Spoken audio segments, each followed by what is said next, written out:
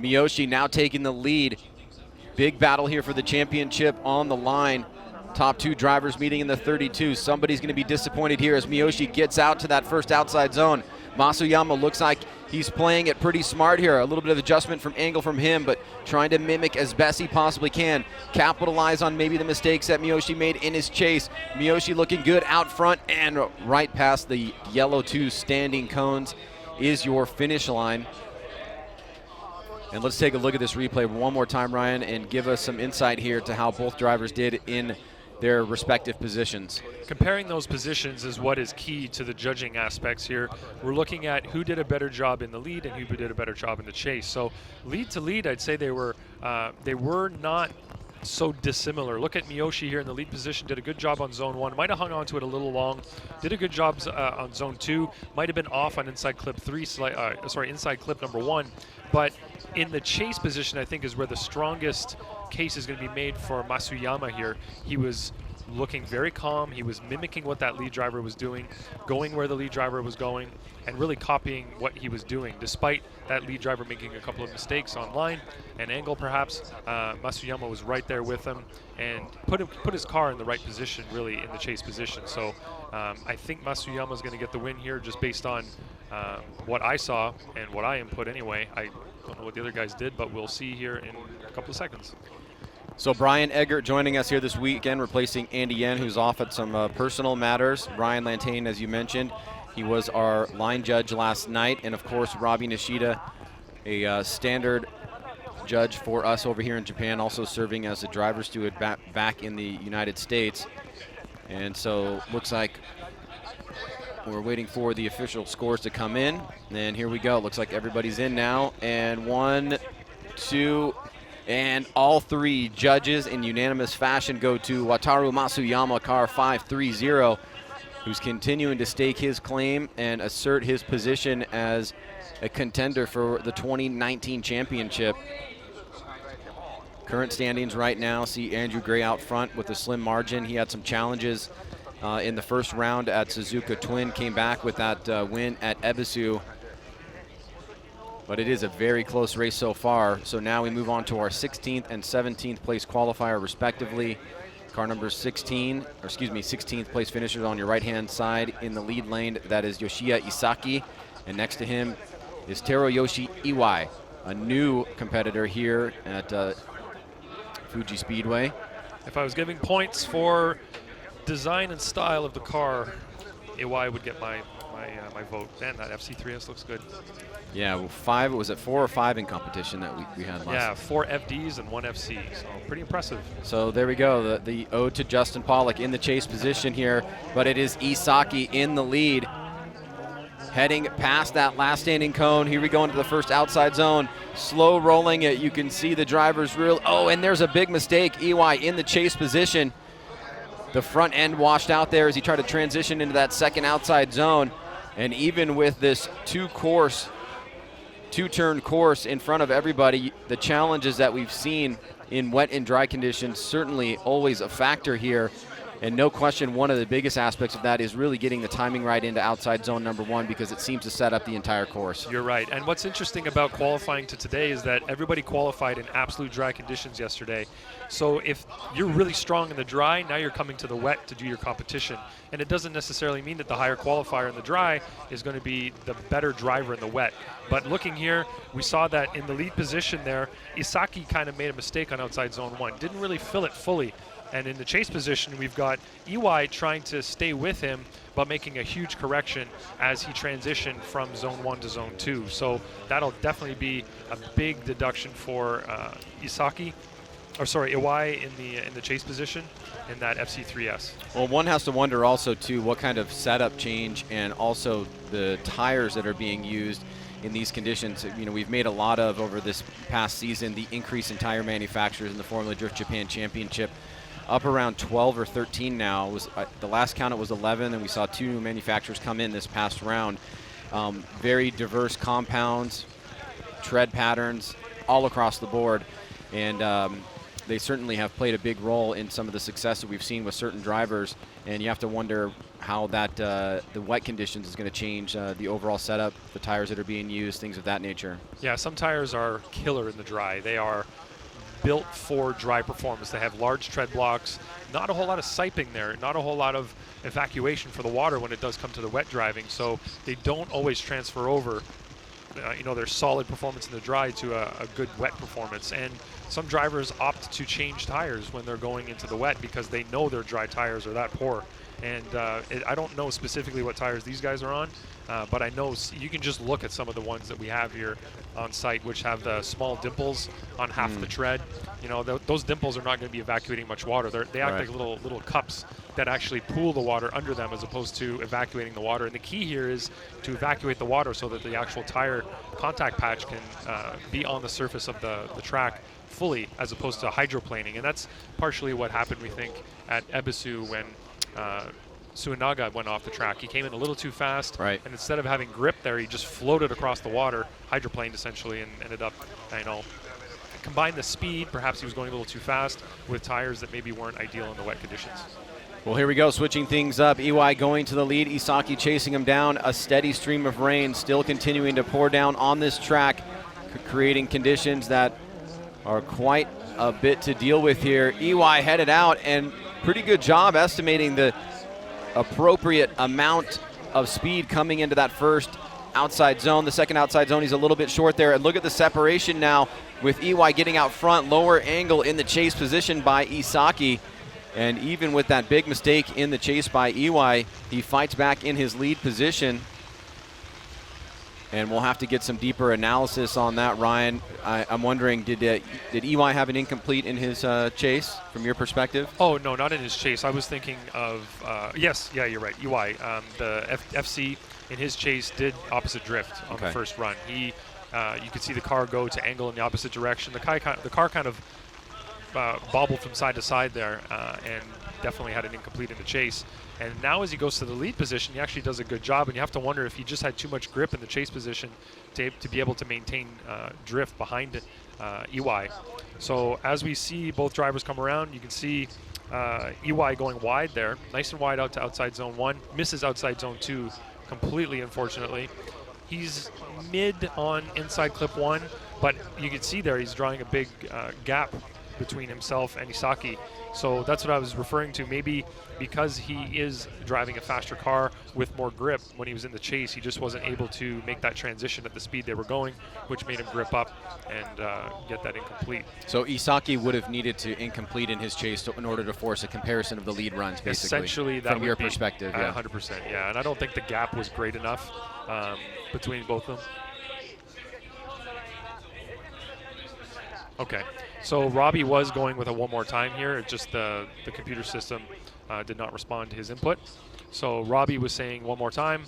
Brian and I both said Isaki due to the incomplete from EY. All right, so that was your 16th and 17th place qualifier. We are 2 battles into the top 32. Thank you for joining us wherever you are around the world. We've got a full bracket for the top 32, which we did whittle down from 60 drivers yesterday, which was a nice 4 and some change hour qualifying that took us into the night, into lighting conditions that have never been utilized here at Fuji Speedway, so that was interesting to say the least. That must be one of our longer qualifying sessions, isn't it? I think so. I was coming into it, I was thinking it was going to be like 4+ hours, and it was right around there, but I wouldn't have been surprised if it got to 5. So it looks like we are getting a notification from one of the track staff that there is going to be a scratch in this next battle. Is that correct? That is correct. So Matsuyama is going to have a bye run. It looks like Shinichi has bowed out. I don't know if it's a mechanical problem that he's encountering with that car, or I saw a couple of cars that gone off during the practice session, and I think Kusama was one of them, and I missed the other couple of cars that went off. So not sure if it was just a break or perhaps a result of an off-track excursion. Okay, so the number 8 qualifier, Hokuto Matsuyama, is going to be your winner here in the top 32 after the scratch from Yumura Shinichi. He was our 25th place qualifier. We'll try to dig into that more and find out whether or not it was a scratch from a mechanical or something of some other nature. But as we preview this next battle, you'll like this one quite a bit if you've been following the series here for a while. The ever popular and really well-developed driver now that we've seen compete in Pro 2 in the States, it is Shang Neon. He finished in 9th place yesterday in qualifying. He's going to be taking on another popular driver here in Japan, Yoshitaka Ogane. So this is the other FD that Ryan was referring to. And Shang, from a historical standpoint, was the last winner here at Fuji just 1 year ago. He beat Andrew Gray in the finals in a pretty fun battle that was high in spirits for sure. The two teammates drift a lot together, and Shang's dad was here. There were some tears shed. It was a really awesome watershed moment for him. But we are trying to line up these next two vehicles here after the scratch. So my assumption there with that is that we just found out that Yumura Shinichi scratched, and that's why the other guys were not in the burnout box. So I think that's accurate, Ryan. Okay. It seems like nobody knows what happened to Shinichi. He just disappeared? Didn't show up to the start line, so we don't know if there was a mechanical or anything else happened, but he was not present at the start line when he was supposed to be. So they looked for him, they couldn't find him, you know, which is nicer than we need to be, I guess you can say. For the most part, we say you need to be at the start line when it's your time, or we will skip your turn if we can't find you or a team representative if they want to call a competition timeout. And in this case, they couldn't find anybody, so we just are going off to the next battle. So there we go. You see Sheng Nian in his JZX 100, warming up his tires, get himself prepared for this battle. And then Ogane in his FD3S will be doing the same. The two Singaporeans in competition, Shang and also Benjamin Chiam, had a pretty interesting qualifying session last night. Benjamin was in a highly pressured situation with an incomplete on his first run that really, I think from all perspectives up here, just saw him just unadjusted to the changing conditions. We saw every ounce of practice for these guys coming into Friday rather, was in dry, hot conditions with not a lot of clouds out. Qualifying was a bit different. We had the conditions starting to cool down. We had a little bit of sun here and there, but then it got cloud coverage and dark pretty quickly. So it was really tricky to figure out exactly what to do. Shang was able to pull out a pretty good qualifying position at number 9. Even after his first run, but a lot of pressure on Benjamin Chiam, who had that incomplete on run number 1, came back and qualified 19th. We'll see him on the right-hand side of the bracket coming up a bit later. But there he is, Yoshitaka Ogane, our 24th place qualifier, going up against Shang Nian. So I've driven with Nian up in at Ebisu quite a bit, and he's very aggressive, we know, from his experiences here. But he gets extra wild in the rain, so I can't wait to see what he's going to be able to put together here in the rain in the lead position. He just needs to stay within the course boundaries. That's been a few drivers' problems here. It's very easy to overshoot outside zone 1 because it is invisible essentially from the early portion where generally people are initiating a little bit earlier, and you come around that corner and you're hoping you're going to be in the right spot. Yeah, take a look off into the foreground of your screen. Right about now, you'll see the 3, 2, 1 cones at the last standing initiation point. 3, 2, 1. They need to be sideways by there. Shang way early, as we've seen, and nicely measured there at that first outside zone. Ogane very close, nearly touching on that transition. So good battle so far, but he's going to come up a little bit short and go off course prior to that one and only inside clip. Shang pretty measured here in his lead position, and with a good start from Ogane, he was not able to pull it through and maintain that consistency. That was a really great run from Nian. Like you said, he measured it perfectly. He got out to outside zone 1, exactly where he needed to be, on the right line with the right angle. No corrections from the car, so it's not like he was surprised by where he was on the track. He knew exactly where he was, and Ogane trusted him. You can see that he was right there with them, only about a car width away from him. So you can see Nian right on that rumble strip, which is a risky move in the rain.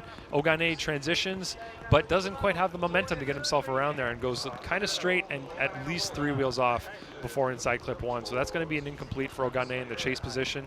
And Nian in the lead now has a huge huge opportunity here as he goes to the chase position.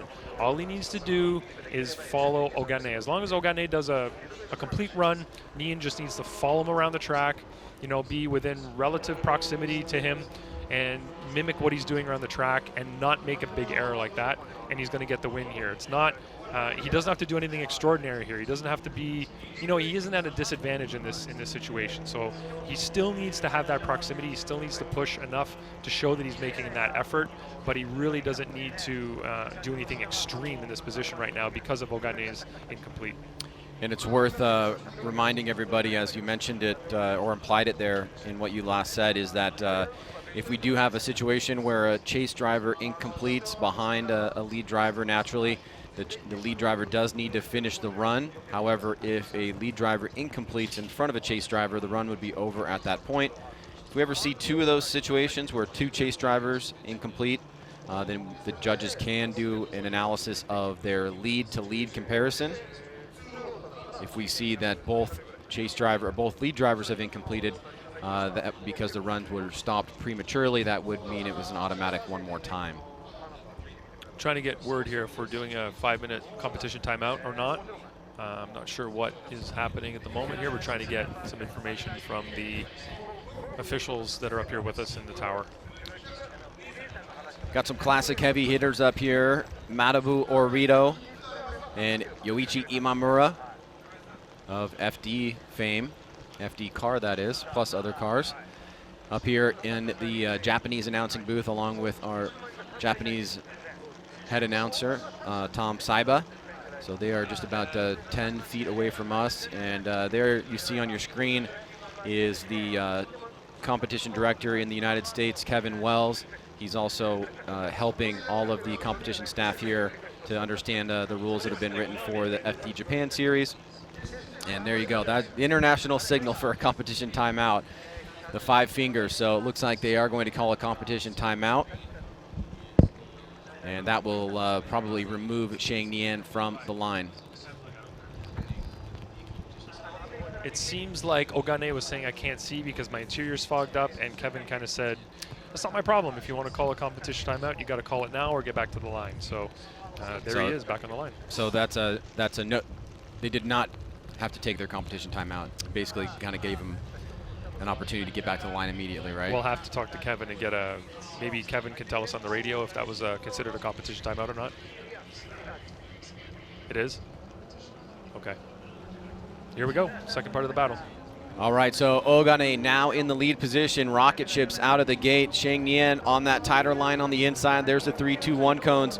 Gets that initiation, stays sideways, reaching out to this outside zone. Don't go too far. He drops a tire just a little bit, but Shang hanging back, playing it pretty good here. Remember, Shang, oh no, Shang's got big angle. He's going to go off course too. He's going to incomplete in the chase, and we just talked about this. Now we're going to have a lead-to-lead comparison. We just mentioned this exact scenario, and it always seems to happen when we mention it. Yeah, why'd you mention it? So now that we have these 2 incompletes in the chase, going to the lead runs, we're going to have to see who did a better job. Now, Ogane here definitely made a mistake. He went wide early. So you can see where the outside zone 1 markers are, and you can tell that he was wide way before that. So look here, he's already on the rumble strip way before that, drops a tire, does get into the zone, but I think he probably left it early, makes a mistake on outside zone 2 there. And then not too bad through inside clip 1. Wasn't super tight, but ends up finishing the run. And then the chase position, Nian is trying to hold everything together, but unfortunately doesn't. So, that could be a result of where the lead driver led him, but it's also possible that it was just Nian's fault for not being able to get around there. So we're going to have a look at this, and I'm going to confer with the other 2 gentlemen here. Give me 1 second. So I think, we are hearing that they want to watch the first run one more time just to get a accurate and refresh the memory on the lead-to-lead comparison. But that's what is going to be going on here. It seems as if the vibe is going towards Shang, but Ryan, here's the lead run one more time. Yeah, walk us through your intuitions here. So what I'm looking at here is where Nian is on the track. You can see that he did an awesome job in the lead position. What they want to see is if Ogane actually went 3 wheels off at inside clip 1, which you can see there, 1, 2, 3, almost 4 actually. So that will determine whether or not that was an incomplete from him for them. I had already established that personally, but that's what they were looking at, and we've all got our votes in now, so we'll see what the screen pops up as here. All right, well, never be surprised. Anything can and does happen here in the wet conditions. So here we go. Let's make it official. Brian Eggert goes to Shang. That'll make it official there, and it is unanimous. All three judges across the board give the win to Shang Nian. He'll be moving on into the top 16. So car 54, currently situated in 9th place in points, making good progress here in the top 32 with the win. Yeah, Nian was kind of lucky that Ogane did his incomplete first. But of course it comes down to watching where that lead driver's going.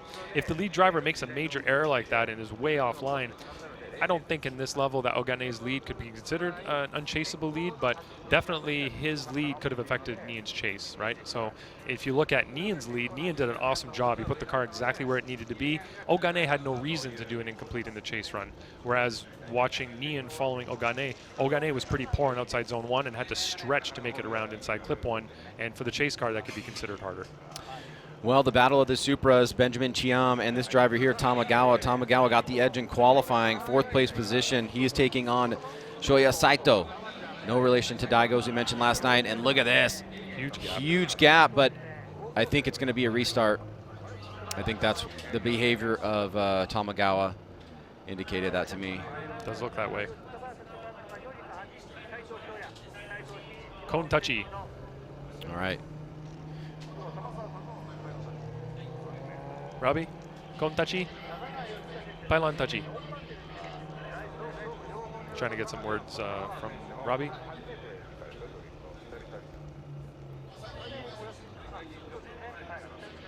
So the reset or the restart light is actually set by the starter there. You can see that he triggers it by radio if he does see any of the chicane cones hit by the lead driver only, or if the lead driver does jump the light prematurely, he can trigger that.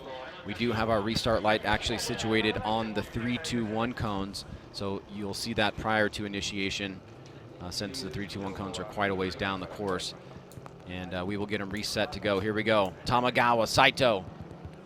Clean start, looks like. Clean start, and once again, Tamagawa does get that good jump. This time around, early initiation in the wet. Looks strong and aggressive here. Big gap being established coming up the hill into this blind outside zone. Nicely done there. Tamagawa continuing his thread of solid lead runs here from qualifying and into his head-to-head competition. And unfortunately for Saito, we got to pan all the way out to see that discrepancy in proximity there. So Tamagawa making it look easy against car 408 of Saito. So it was confirmed that it was a pylon touchy from Tamagawa in the lead on the first run. We did the restart, and here it is, the second run. In the lead position, Tamagawa did a good job. I don't think he was trying to get away in any way whatsoever here. He was fulfilling the lead driver goals. You can see him get out to outside zone 1 right here. Gets right on that rumble strip, so that's perfect. But in the chase, you have to give Saito some credit. He is doing the exact same thing, just at a great distance. So he's not really making any mistakes. I think maybe he was a little wider on inside clip 1, but a significant gap there established between Saito and Tamagawa. So Tamagawa now, when it comes to him chasing, all he has to do is close that gap, get a lot closer to Saito. Saito needs to run at least as good of a lead run as Tamagawa just did, and that was a pretty high quality lead run. He was right on the proper line. His transition was good. We saw no real corrections in his front wheels, so he's doing a really good job up front. Can't really say anything bad about his lead run. All right, so we are resetting the cars, going counter course. It'll now be Saito in the lead position against Tamagawa, as they are now back to the starting line. You can see the hot pits in the background there. There looks like Andrew Gray didn't have the greatest qualifying session last night for him. Actually bowed out of his second qualifying run, and we will see him in just a few battles. He'll be the second battle on the right-hand side of the bracket. We're underway here for the second run between Saito and Tamagawa. Saito on that higher line. Tamagawa taking that inside approach, really right up against the edge of the course is Saito. Getting it sideways, trying to get the timing right, and comes a little bit unglued as he gets onto the rumble strips there. And much less grip in those areas. You could see that at first pass, Tamagawa definitely has much better proximity. The lead run from Saito looked not too shabby, but certainly in that first outside zone, Tamagawa seemed to have much more consistency and did not get out into the rumble strips and have that kind of hesitation. My initial feeling about Saito's lead is that he was wide on to outside zone 1, but he was wide too early. So if you watch where his car is positioned, he's very wide here already, even at the 3-2-1 cones. It's kind of a line that not many people are taking. Look how wide he is on that rumble strip way before the zone, and he drags it out. Now Tamagawa in the chase position gets a little bit choked up by that, and I don't think it's necessarily Tamagawa's fault. Looking at what the lead car did, the chase driver is supposed to follow the lead, but the lead is also supposed to set the pace. He's supposed to set the proper line and show that he's able to run the proper qualifying line in the lead position. And I don't think he did a very good job of that in that situation. Saito definitely had an error there, going wide early on that rumble strip and causing a bit of a hesitation from Tamagawa in the chase. And you can see that he dragged it out really long on that rumble strip. He had some corrections there in angle as well. But we'll see that the reaction here from the judges. They haven't put their results in yet. So just waiting for them to input their results. And we'll see who comes out on top here. All right, hot and muggy and rainy day here at Fuji Speedway. We are well into the top 32 with quite a few battles under our belts now. And Yoshichika Tamagawa gets 1, 2, and 3 votes. So he will be moving on into the top 16, defeating Shoya Saito. Car 408, a valiant effort, but unfortunately came up a bit short here against the 4th place qualifier of Tamagawa. And this shows the importance of putting together a good lead run, because we put so much emphasis on that lead run. If the lead run is poor, we can't really blame the chase driver 100% for errors that they make if that lead driver's errors impact the chase driver. And I think this is the perfect example of that. The lead driver there, Saito, could have done a better job in the lead. He could have fulfilled the lead driver goals much better, made some compromises, some errors there, and we can't really hold the chase driver responsible for the lead driver's mistakes like that. Especially if they're within proximity, right? Exactly, yeah. If they're close together like that, 100%. All right, so 2 females in competition last night in qualifying. One made it through. She is the driver on the left side of your screen. Masayao Minowa taking on Monkey Ito. 13th and 20th place qualifier. Here we go. Ito in the lead position, gets that early snap into initiation. Masao opting for a little bit later there. She needs to be sideways by that last standing cone. Oh, it looks like she's got some understeer in the vehicle. Ito, unfortunately, does not get out to that first outside zone, so mistakes by both drivers, but possibly an incomplete from Minowa in the chase by not initiating. And as we finish up this run, you'll see a little bit of separation there. Ito, much better job on that final outside zone, but a lot of the content that the judges are going to be looking at seem to happen either right around initiation or just a bit after initiation. Yeah, looking at what Minowa did in the chase position, she wasn't really at angle where she should be. You can see she tried to get to angle a little bit before the 3 cone right there. Then the car straightens up again. You can see those front wheels come to 0, and then she gets back to very low angle before pouring it on at outside zone number 1. In the lead position, though, Ito did not do a great job of fulfilling the lead driver goals. You can see he was off outside zone 1, outside zone 2, inside clip 1. He did put a tire on the rumble strip at outside zone 3, but that was really the only place where he fulfilled the lead driver goals. And you can't hold him responsible for Minowa's mistakes, let's say, because her initiation was her own fault right there. You can see the lack of angle, and you can see here she slowly gets herself to big angle by outside zone 1, but it might be too little too late. Unfortunately, that could be an incomplete from her very easily. All right, so both drivers heading back to the start line to grid up for the second half of this battle between Monkey Ito and Masao Minowa. Her husband is also in competition, Shinji Minowa, and she almost out-qualified him last night. Yeah. Shinji Minowa came in at 14th place. We're going to see him in our second to last battle in the top 32, so he's on the right-hand side of the bracket. It's a good-looking car, too. She's driving the JZX 100. He drives the JZX 90. His is yellow and black. Hers is white and black. They have the similar paint scheme, similar racing suits, too. Just keeping it all in the family. Here we go, second half of the battle. This time Minowa is in the lead position, heading out through the chicane. Good jump here. Let's see how she approaches the initiation this time.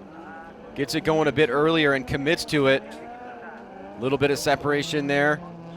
Ito, great line, is not going to get out and fill that zone in the way that Minowa did. Has a little bit of a hiccup in the chase position. Minowa looking much better and settled this time around as the lead driver. But is it going to be enough? I think it's really going to come down to whether Minowa incompleted in her chase run. But no real indication from the judges yet. Ryan, tell us what you think. Give us some insight to what's going on in your brain. I think you're absolutely right. It comes down to her straightening in the chase. She did put together a pretty decent lead. You could make the argument that she had a better lead, actually, than Ito did. So if you look at where she got to angle very early there, but look at where she goes on outside zone 1, right on the rumble strip, perfect line. She does have a bit of a bobble because it is very slippery when wet, but you can see that she missed outside zone 2 a little bit. She was a little wide on inside clip 1, but less so than Ito was on his lead. But in the chase position, he did not incomplete, and that's, I think, what it's going to come down to here. Because of her incomplete in the chase position, it's going to be weighing pretty heavily towards Ito for me. All right, so we're up here with the 3 judges, Robbie Nishida, Brian Eggert, and Ryan Lantain, separated from each other with 3 tablets that they're entering their scores. And this time, once again, they go unanimous to the left-hand side of Monkey Ito. So, as you mentioned, Ryan, it seems like the incomplete from Minowa was agreed to across the board from all 3 judges. He is very fortunate that she did that, because had she not done that, I believe it could have easily gone her way due to that much better lead run. And she did not do terrible in the chase when she was in the chase position, other than the straightening up there just after initiation. So that was her fatal flaw, unfortunately, in that run, in that battle. But otherwise, he missed a lot of key points in the lead, and in the chase wasn't really matching what she was doing 100% either. So yeah, that incomplete from her is what saved him, essentially. So he's going to have to make a much better effort in his next battle when he goes up against Tamagawa in the top 16. Well, to the business at hand, this should be an interesting one. We got the transformer-looking vehicle there of Katsuhiro Ueo, who did not have a great qualifying session last night. It is noted that he was stuck in a position where he had to go out into the really dark conditions and didn't really have an opportunity to have 2 consistent runs back-to-back. He's taking on Kanta Yanaguida, the young kid with the new power plant, looking very strong, our 5th place qualifier, heading out into that first outside zone right at the edge of that white line. Ueo keeping the pressure on, but you can see making some adjustments very close there, almost some contact coming through that first inside clip. Yanaguida unfazed, stays in it, fills that final outside zone. And it's a classic battle of new school versus old school here. Katsuhiro Ueo has had a good season so far. He's just outside 4th place in points. But walk us through this first run, Ryan. Ueo is a wild man, and you do not want to give him an inch. But looking at what Kanta did in the lead position here, you can see that he gets out to outside zone 1. But what I did not like so much from him is that he hung on to that angle very, very long. Look at where a lady transitioned. He was almost in the zone when he transitioned, and because of that, he was very late in that zone. But he somehow managed to get into inside clip 1 and fulfilled the rest of the course. But I don't think that was a great line from Yanaguida. He hung on to the angle from outside zone 1 far too long, and was almost pointing in the opposite direction when he entered outside zone 2. So that transition is really, really long. Look, you can see Ueo waiting to transition. Ueo barely got into that outside zone number 2 in the chase position, but Kanta did not do a great job in that area. All right, so you see both drivers heading back counter course to start the second half of this battle. Ueo has been a new addition to Formula Drift Japan this year and has been very fun to watch for more reasons than I can think of. Not just the driving, but oh, we are seeing the drivers. No? Okay. I thought we were thinking about maybe a competition timeout there, but considering the turning radius these cars have, they made a really big loop there to get that car turned around. Yeah. But back to Ueo. Oh, there we go. We got a little course marker being cleaned up. Ueo has just been super fun to watch this year. He kind of came into the series and was pretty quiet around the paddock, but very loud in competition, and gave some great interviews about what he wants to accomplish this year. And so he's been very, very fun to watch. And with Yana Guida, we've been talking him up for a number of years now. He kind of felt that the car was underpowered and needed to step up, so he moved into a 2J. And it looks like so far it is paying off for him. We know that he made a trip last year to Irwindale Speedway with about a party of 15 to kind of check out the U.S. Series. And there's been some rumors he's been snooping around a little bit, but nonetheless, he's been super fun to watch and grow into the sport. Here we go, second half of the battle. Katsuhiro Ueo, Kanta Yana Guida. Ueo gets it started early, right to angle. Yana Guida does not want to let him run away. Wet conditions prevailing here. Not too shabby there, stays in that zone a bit late though from Ueo, but nice transition to that second outside zone. Yana Guida keeping the pressure on here. Even in these wet conditions, a good bit of driving as both drivers keep the angle through that final section of that third outside zone. And that was a fun one to watch there, especially towards the latter half. Very similar runs here, Ryan. You can see that Ueo hung on a long time after outside zone 1 and ended up hitting the second cone there in outside zone 2. So you can tell he's a little bit late on zone 2, kind of like Kanta was in his lead position as well. So looking at where Ueo is placing his car, he's right on that rumble strip. Look at that, just a tire maybe touching the grass there slightly, but did a good job of positioning his car wide all the way through the course, nice and tight on inside clip 1. Might have done a better job there than Yana Guida did in his lead, and right on the rumble strip, right through the finish line, was Ueo. So in the chase position, it looked like Yana Guida did a good job of mimicking what the lead driver was doing, maybe slightly better than Ueo did in his chase position. Look at the transition here. Yeah, there was a little bobble, a couple of little straightens from Yana Guida there. You could see that actually went to pretty low angle in that area. I'm going to ask for that replay again. 1 second.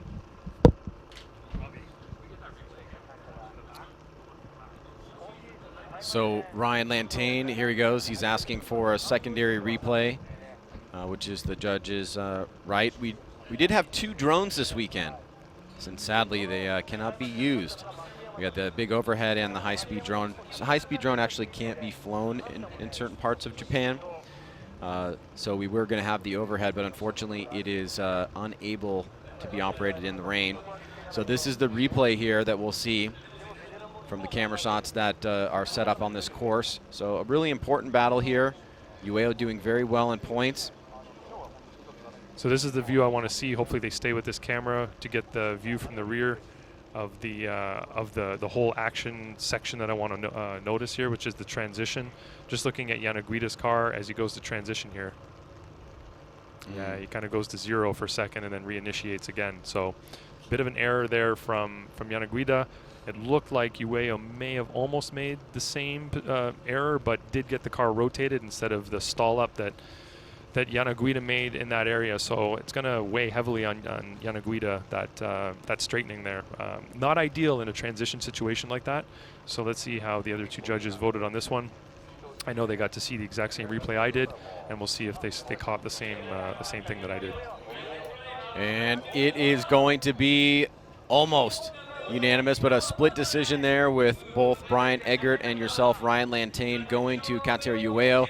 Robbie Nishida goes one more time, but it will be enough to move Katsuhiro Ueo into the top 16, and a disappointing loss there for the young prodigy of Kanta Yana Guida after a great qualifying session yesterday.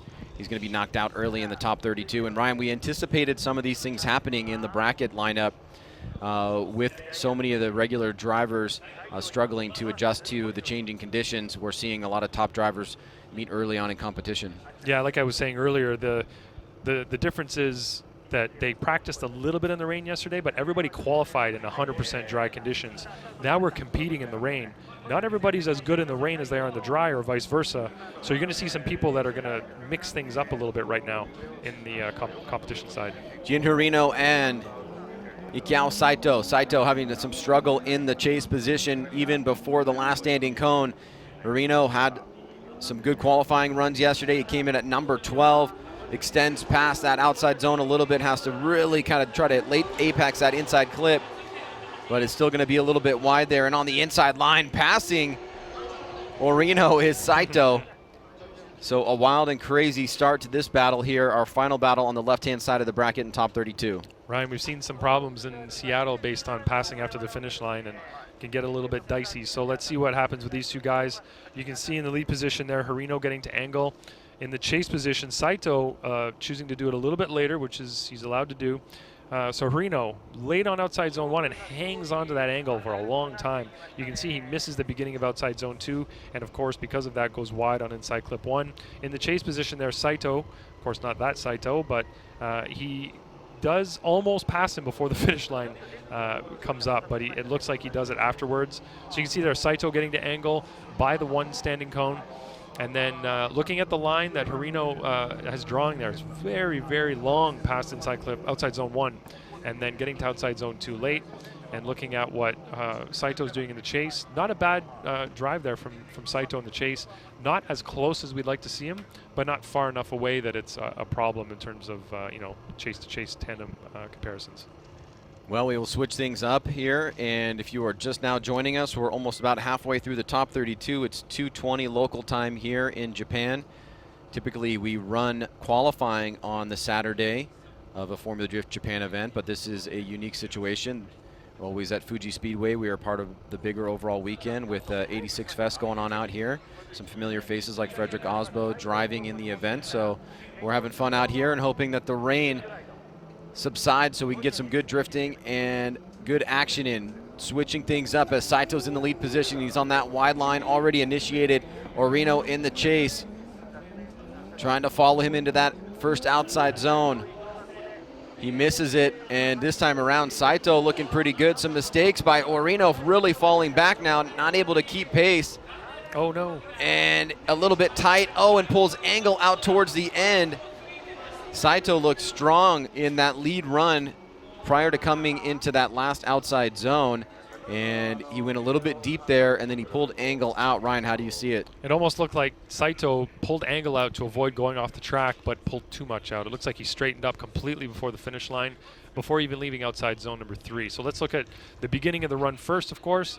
Saito does a good job getting to angle there. Harino's trying to maintain pace, running less angle, not really that close. You can see Saito here really hanging onto that angle. A lot of drivers are doing that there, and I'm not sure why in the lead position, but getting very late on outside zone 2, which left him off of inside clip 1. You can see here he almost goes tires off and then completely straightens before the finish line. And then in the chase position, Harino does almost the same thing by going off track with a couple of tires there. But definitely on Saito, an incomplete for him in the lead, in his lead run. And in Harino's lead, I wouldn't say that mistakes that severe were made. So I'm going to have to go over to my little judging tablet here and input my score, input my result. But I think that straightening by Saito at the finish is going to be a huge factor here in the judging. So incompletes have been kind of a thread being developed here in the rainy conditions, and with the incomplete from Ikao Saito, which looked like he was starting off pretty well in his lead lap, unfortunately not able to close it out, and that means that Jin Orino is going to be moving on. We're halfway through the top 32. It's traditional time for us to take a commercial break. We will come right back to the G-Shock Presents Formula Drift Japan Championship Round 3 at Fuji Speedway after these messages.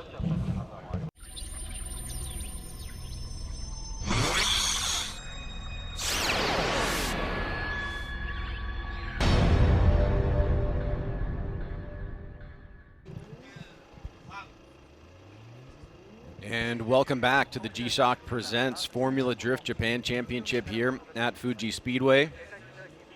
Thankfully, Ryan, the rain has somewhat subsided here. We got the kids out playing.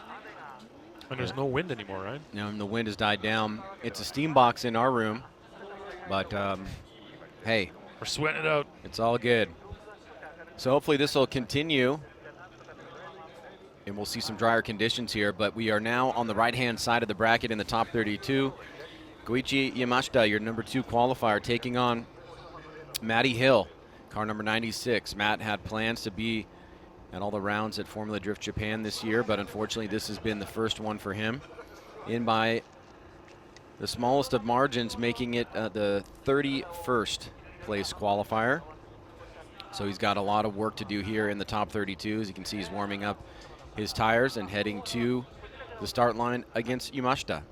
Yeah, he was supposed to compete last year in FD Japan, and he, I believe, dropped a trailer on his foot.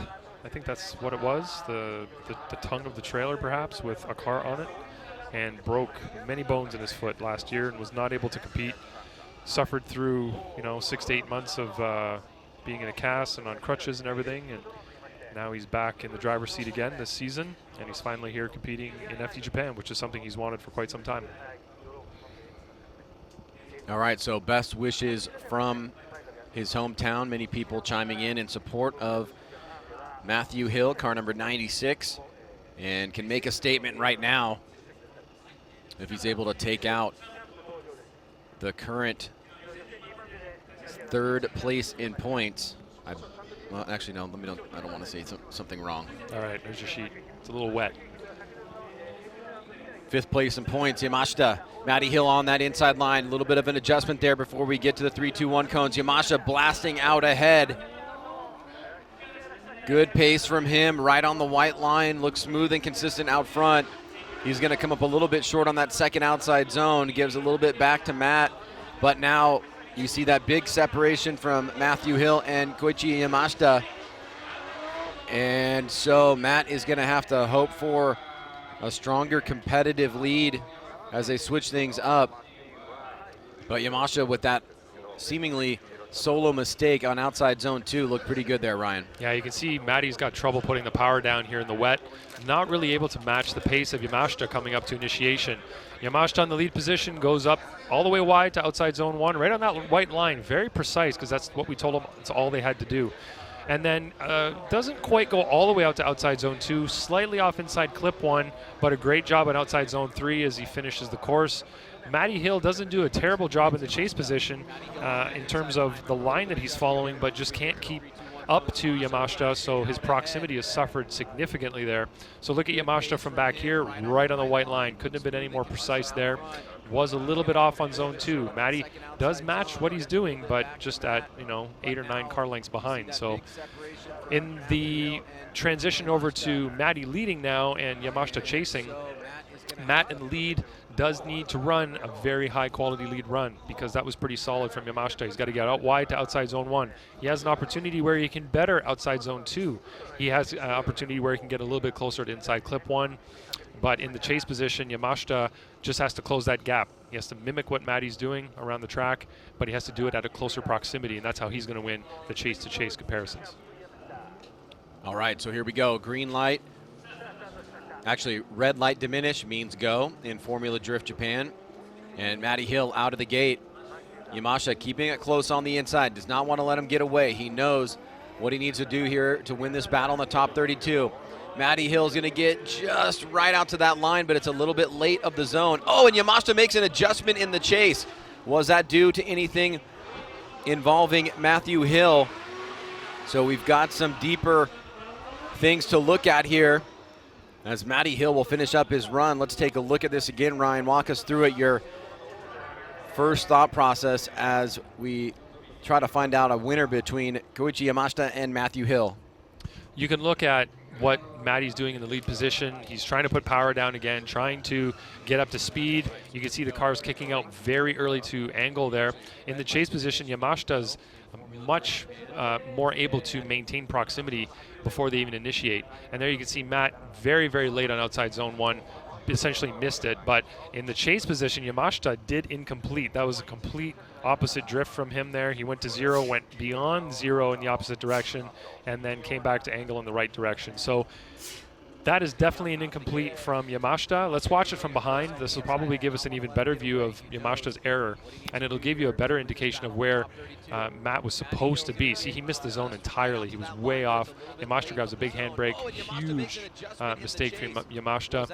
So you have to wonder, was his big mistake due to Matty being offline, or was that an independent error from Yamashita? Things to look at here. All right, well, lead driver does dictate the pace. Chase drivers should be following them wherever they go, even if they do go offline or make a mistake, needing to mimic the lead driver.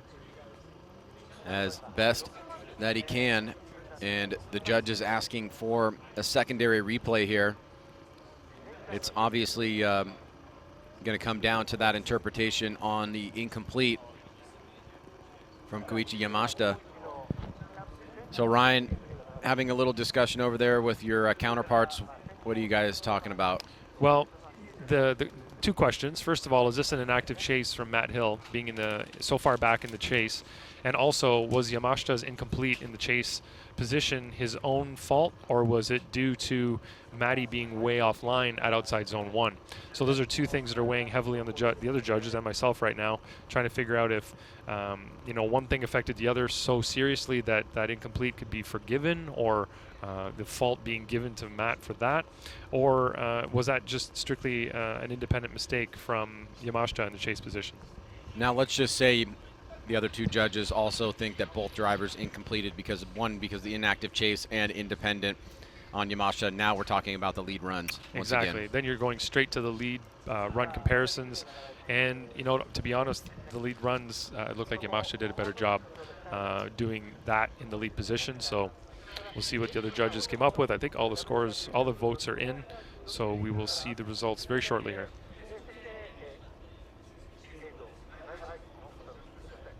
Yeah, it looks like Brian definitely voted that way, and so did Robbie Nishida. So explain that one more time so we understand that completely.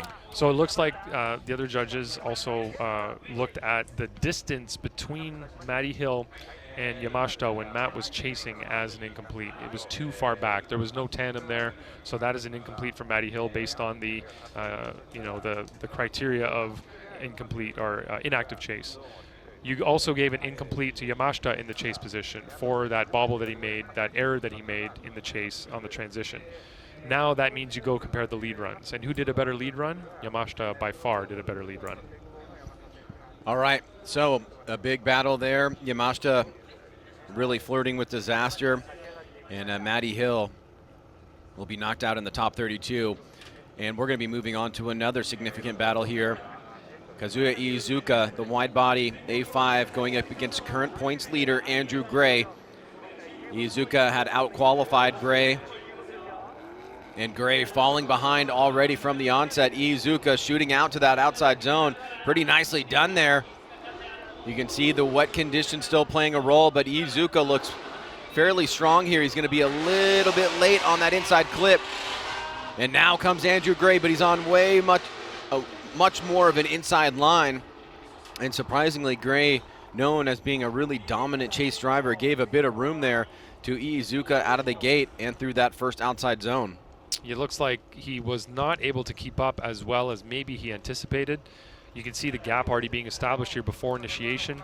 And then Iizuka does a fairly good job on outside zone 1. He's right there. He kind of drags it out long, though. You can see that even though Andrew Gray's a little distance behind him, he transitions at the same time. So he's got good mimic, even though he's not directly behind him, just because Iizuka did it so late. Now Iizuka does go very long in outside zone 2, off inside clip 1. So let's watch it from this perspective. You can see Iizuka goes out to the rumble strip, so does Andy Gray. And watch the transition here. See, Andy's more on the line that he should be on. He didn't go, not super wide out to 2, but neither did Iizuka. And then through the last outside zone, it looked like Andy was on a bit of a tighter line, but he did get to inside clip 1 better than Iizuka did, because Iizuka went wide on it due to being so late on outside zone 2. So mistakes being made by both drivers, and we'll see how Andy does when he gets back into lead position now. Well, the Audi A5 of Iizuka was certainly a smashing hit at our first event of the year at Suzuka Twin. And a lot of people didn't really know what to expect, and I think the development over the past couple of rounds has really started to show that the car can be competitive. That's surprising in the first year like that for a brand new chassis with a car that's never really been competitively drifted around the world anywhere. Yes, extremely unique. And as we mentioned at the beginning of the broadcast, Ryan, this is kind of an atypical battle that you would see in the top 32, but it gives you an idea, if you didn't watch the broadcast last night, just how crazy qualifying was with all of the changes and going into the night. So another tough one. Andrew Gray this time in the lead. Iizuka chasing him down. Early snap right there by Gray. Iizuka keeping the pressure on, not letting Andrew get away. And big angle in the chase position there by Iizuka, but Gray gets out to that outside zone. This is a great battle here. Both drivers fighting for this position in the top 16. This is obviously very critical for the championship in a 5-round. Oh, and Iizuka unwinds some angle right at the end of that outside zone. And a critical mistake there towards the end. Let's take a look at it again. That may be the little mistake that Andrew Gray was hoping Iizuka would make in the chase position.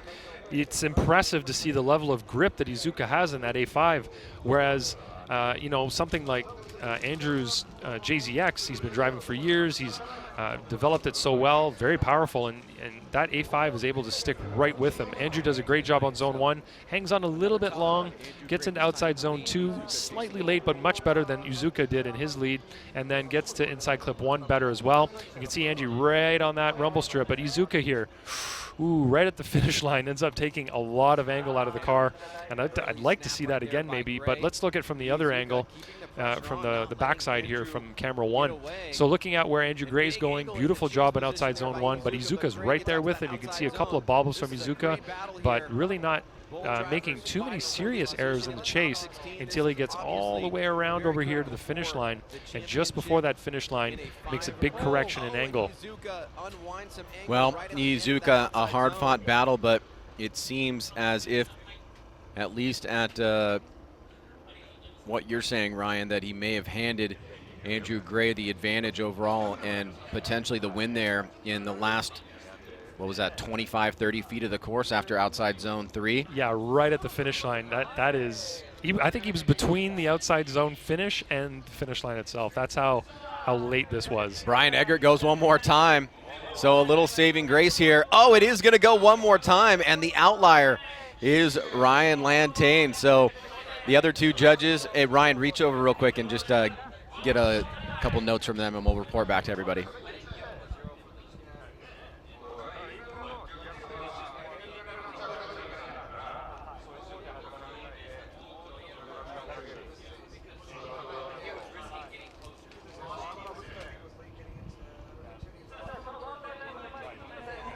All right, so we got the battle lined up here, but I want to hear it from the other two perspective.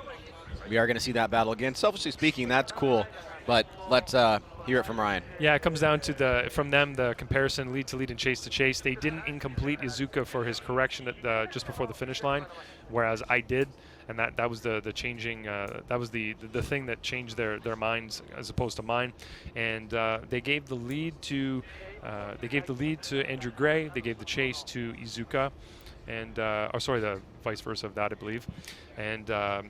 That's why they ended up going one more time. One driver won the lead run, one driver won the chase run, and that's why they voted the way they did. All right, so we will see that one more time. It is a split decision, so not a unanimous vote across the board. And I think I agree with some of your sentiments, Ryan. I think that was, definitely a opportunity, or this one more time battle will be an opportunity here that he may have not received in regular circumstances for Kazuya Iizuka, very much floating with an incomplete there towards the end. So, all right, we'll switch things up here. Takatoshi Ima Maeda and Tomoyuki Kitashiba, number 7 and 26 respectively. Ima Maeda has looked really good in qualifying, some great practice runs, and he's got a huge gap established here. Gets out to that outside zone, onto the rumble strip. Kitashiba nowhere to be seen, and Ima Maeda is running away, but not running away because he's running a tight line. He's doing a good job on this course, and you can see almost 10 cars of separation there from Ima Maeda, car number 145, in the lead position. Yes, big separation here from these two drivers. And it seems to be the story today with the wet conditions. Some drivers maybe didn't get their cars set up properly, maybe the tires that certain drivers are running that are such amazing high-performance dry tires just don't perform that well in the wet. Whatever the case may be, whatever the case is, you can see what the result is. Big separation in a lot of these drivers in the lead position there. Ima Maeda getting out wide to those zones, may have been late on zone 1. Pretty good job there near inside clip 1, but oddly enough in the chase, you can see Kitashiba actually getting closer to that inside clip 1. As they get to the finish line, big gap between these two drivers, maybe too much, depending on your perspective. but we'll have to see what happens in the next run of this battle, because as we've seen, it doesn't mean just because you have an advantage in that first run that it's going to go your way in the second one. It could be a pretty big upset here, and pretty big spread in qualifying positions here. Imameda in 7th, Kitashiba in 26th, so we'll see what happens when that 26 Place Qualifier goes into the lead position now in that Sunoco GT86. And Kitashiba did look very good yesterday as well, at least in terms of his first run of qualifying. Still came in at that 26th position, but I can remember some attributes of the run that definitely seemed like he had a good lock on this course, but not really holding pace with Ima Maeda in the head-to-head matchup here in the top 32. Both drivers have been given the signal. The light is extinguishing, and here we go, the second half of the battle. You saw the chase jump there. He is totally allowed to do that. Ima Maeda trying to stay close to Kitashiba, wants to keep the pressure on. Tight line there by Kitashiba in the lead.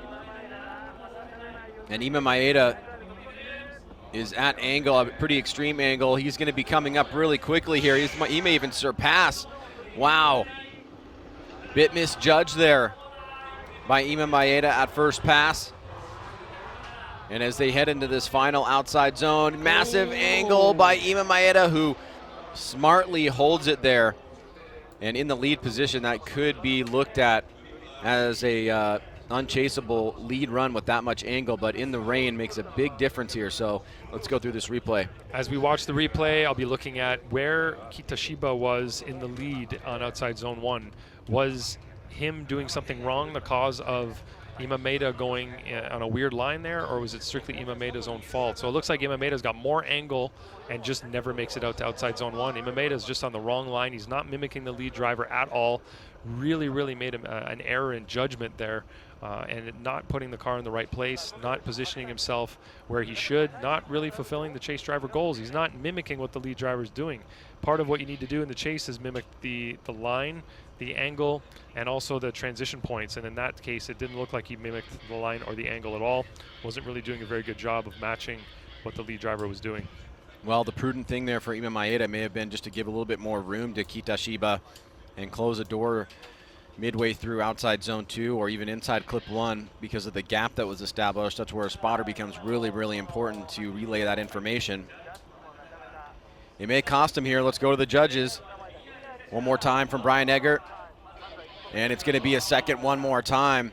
All three judges unanimously going to the one more time option. So back-to-back one more times here. Unfortunately, one more times generated more so from mistakes than super close runs that were equally good. And as you see the line there, a solo car. We received a note during the commercial break that Kazuhiro Kubo will be driving this one by himself as Toshihara Kazama, the famous Kazama auto driver, bowing out of competition. He crashed in practice. He crashed in practice, and unfortunately is not going to be able to continue on. So it is going to be a easy run into the top 16 here for Kubo as we let him run his lap here in the top 32.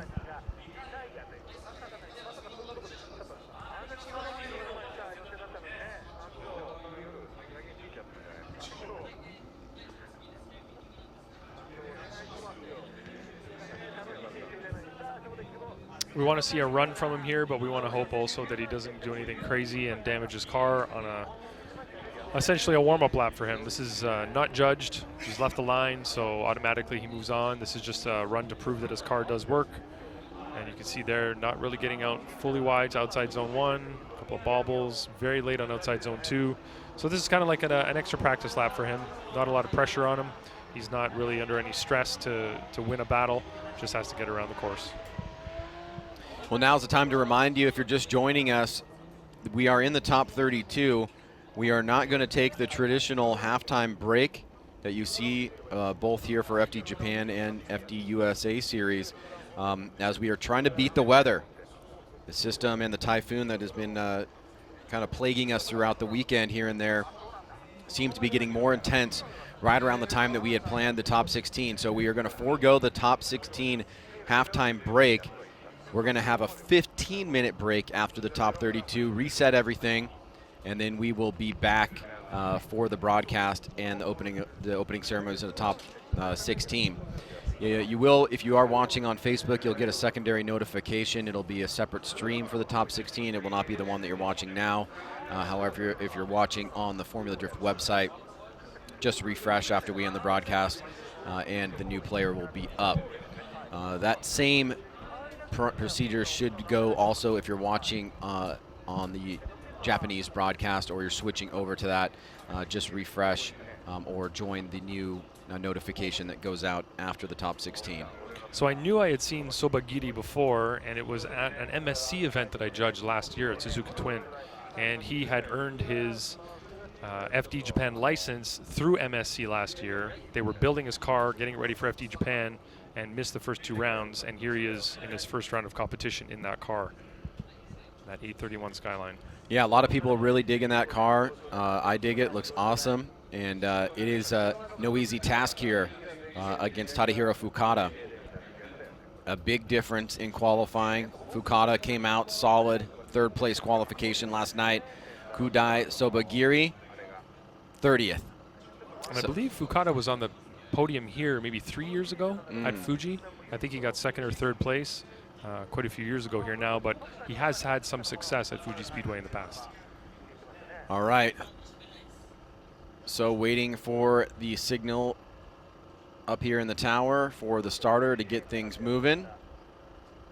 After this, we've got a one more time battle to revisit with Kitashita and Ima Maeda. And then after that, we've got 3 more battles in the top 32. Here we go. Fukada out of the gate, gets a good jump. Sobagiri better get on it, and he is left in the dust. And this is no question going to be an inactive chase, but it's not going to be an intentional one. It's going to just be really unable to do any kind of comparison here with the lead driver so far out front. You can see the cameraman having to pan really far out just to keep the 2 cars in the screen there. And unfortunately, for such a beautiful and awesome looking car, I'd love the performance to be the same as the looks. I agree, Ryan. I don't know if it was just a driver error here, trying to get up to speed, or if it's really that much of a difference in power. Hard to say. Well, I guess we'll see on the next run if they are a little bit better matched. In the lead run, Fukada gets almost out to that white line, so almost out to the minimum that we were asking for the drivers to do, almost out to outside zone 2. A little off of inside clip 1. You can see Sobagiri there doing not a bad line, maybe a little bit early apexing that inside clip, which sends him out to outside zone 3 kind of early, but don't really think it's going to be much of a, it's not going to have much bearing on this run because it was so far back that I'm almost certain the other guys are going to agree that would be an inactive chase, unfortunately. So Fukada now just has to put together a closer run than that, really. You know, you don't want to have him far back either, risk an inactive chase of his own, but I'm sure he's, you know, looking at the level of power difference, if that is indeed what the issue was there, he shouldn't have any trouble keeping up to Sobagiri. As Sobagiri goes into the lead, he needs to do as good a job or better than Fukada did in that outside zone 1, outside zone 2, and through inside clip 1 to the finish line. So we're going to have to see how they match up here as they go in the second run of this battle. Well, this should be a walk in the park here for Fukada. He knows exactly what he needs to do. Hopefully his spotter has given him some notification. Don't push too hard. Don't inactive chase. Just give yourself some room here. And it looks like he's playing it smart here so far, but a pretty solid start here for Sobagiri, as he, at least in the lead run, is looking pretty phenomenal. He's going to over-rotate at that inside clip. And once that rotation got past a certain degree, it was going to be too hard to follow there. It will be most likely, Ryan, from your perspective, I imagine, unchaseable lead. Yeah, he did spin out completely, went off the course, so that'll be one of a few different incompletes if you want to look at it in that way, but definitely an incomplete from him in the lead position. You can see Fukada has no trouble keeping up. going up to the initiation point. He actually had to back off a little bit so he wasn't too close to give him a little bit of room. But you could see that Sobagiri went a little bit wide on zone 1. Fukada didn't go wide enough, but he was able to transition for zone 2 and keep angle in the car. But you could see there, Sobagiri was just over-rotating. There was no way he was going to make it through there. He spins out, goes 4 wheels off, straightens. So those are the multiple incompletes you could choose from Sobagiri. And assume we're going to see Robbie Nishida go to the left as well. He does. It is a unanimous victory for Tadahiro Fukada, who after his third place qualification continues to impress here. He moves on into the top 16, and he will be facing the winner of our next battle. But it looks like we are going to revisit the one more time between Andrew Gray and Kazuya Iizuka. A tough battle for both drivers, a split decision in the result. And now you can see a little bit of the reflection of the sun peeking out through the clouds. But a really dark set of clouds around us, Ryan. It's kind of a eerie look right now. So the track is still significantly wet. The rain has subsided here, but we're still not going to see any smoky runs. So drivers have got to be cautious. And look at that, blasting out of the gate is Iizuka. Andrew Gray, just like the first time around, that big separation there. Iizuka looking for that nice, solid, clean lead run. Does a pretty good job on that outside zone. Gray has a little tiny flub and angle coming across, but now making it look good. Tightening up on that inside clip. Iizuka out front fills that final outside zone right on the white line as Andrew Gray follows him out there as well.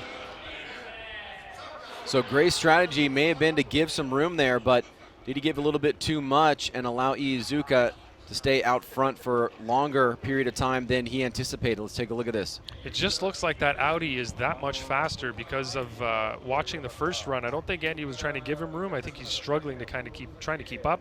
I didn't expect that Audi to be so fast. I don't think he did either. Looking at the transition there, good job by both drivers. Iizuka might have been a tad late on outside zone 2, but Andrew this time is mimicking much better. He's staying on the right line. He's matching what he's doing, and he was definitely closer this run than he was on the first run of the first battle. So definitely a better tandem there from Gray. We'll have to see how he does in the lead position now.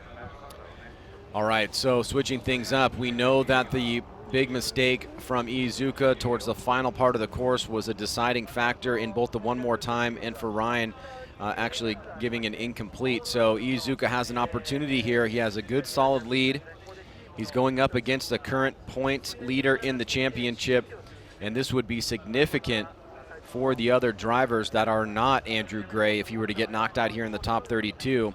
Only 2 events remain after Fuji Speedway, moving on next to Okiabuki in the mountainside here in Japan, and then finally right prior to Irwindale Speedway in October, we head to the infamous Okayama. So not that many rounds to collect points overall. So this is very important for the championship. A top 32 out would be huge for Andrew Gray. Iizuka keeping it tight on the inside. Needs to be sideways by that third standing cone. Both of them are. Iizuka, big angle coming up the hill. Gray right into that outside zone on that white line. Iizuka keeping the pressure on, does a good rotation there trying to mimic. He's also pretty close on that inside clip. This is going to come down to the wire, and Iizuka keeps the pressure on Andrew Gray through the finish line. And he does not disappoint. Iizuka looking strong there, not only in the development of the vehicle, but also as a driver against the current points leader. Who would have thought this Audi in the first year could put up such a battle? We know that Andrew Gray's car is a rocket ship, and I just did not expect the Audi to be able to do what it's doing here today. Not to say anything bad about the driver, but just the car's development. He's able to stick with Andrew through outside zone 1, outside zone 2. Great transition, great mimic, and he's actually getting himself really positioned for inside clip 1. You can see the proximity. The car is settled.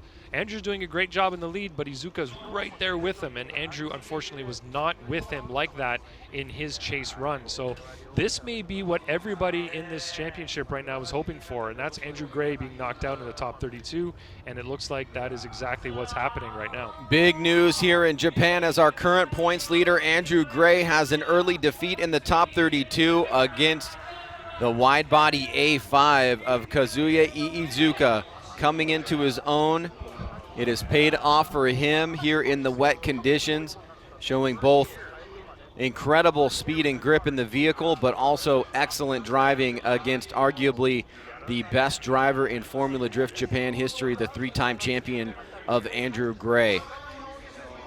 So that puts an end to that. We'll go back to the one more time between Takatoshi Imamaeda and Tomoyuki Kitashiba, but we are all holding our breath here, and still a bit of amazement there that that car has come so far, so fast, as he takes out Andrew Gray in the top 32. I was just asking Robbie, and he said that they're running the same tires on the rear of those cars, so it's not a tire issue in terms of grip. It must just be the way that car is built as a pure race car, as opposed to a sedan, which the JZX 100 was.